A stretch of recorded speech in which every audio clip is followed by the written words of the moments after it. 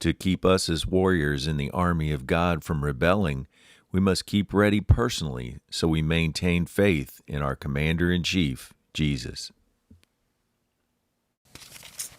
Top of the morning to you. When we consider how to keep our hearts from rebelling against God, and we do this with the mind of love and a firm determination to get to know God better, we get a formula for success as outlined in Psalm 78.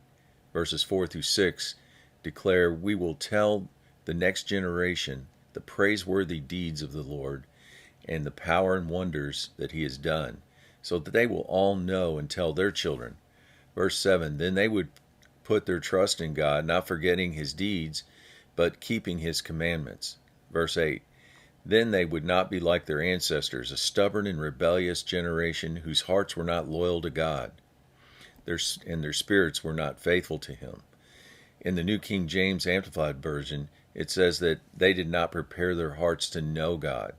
It's almost like a prepared heart is a good insurance policy to keep us from rebelling against God.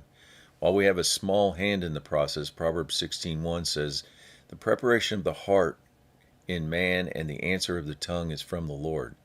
He is the only one who can be trusted with this job, as our hearts are deceitful above all things and desperately wicked. Who can know them?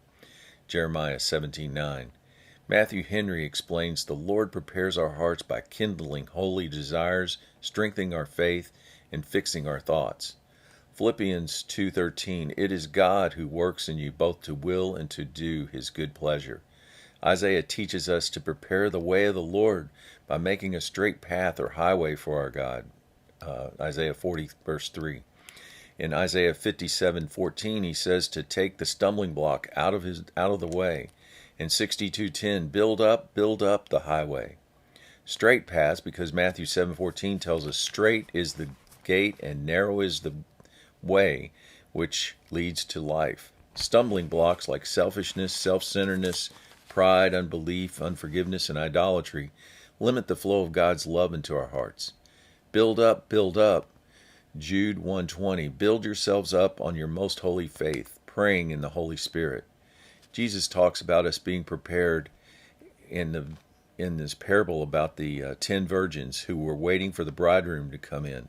Matthew 25, 5 had oil for their lamps and 5 were not prepared. Jesus called these virgins wicked and lazy servants, verse 26. Whereas verse 29, to everyone who has prepared, more will be given. Word of encouragement, preparing our hearts is a process the Lord does for those of us who are willing to receive. It's sort of like the military. They give you the equipment, the training, and the motivation. It's up to each soldier, sailor, and airman to practice on these on their own, getting familiar with the gear and keeping themselves ready when the balloon goes up. It's the same for us spiritually. We have been given everything we need to succeed. We just need to keep current by keeping connected with our Commander-in-Chief, Jesus. Have a great day.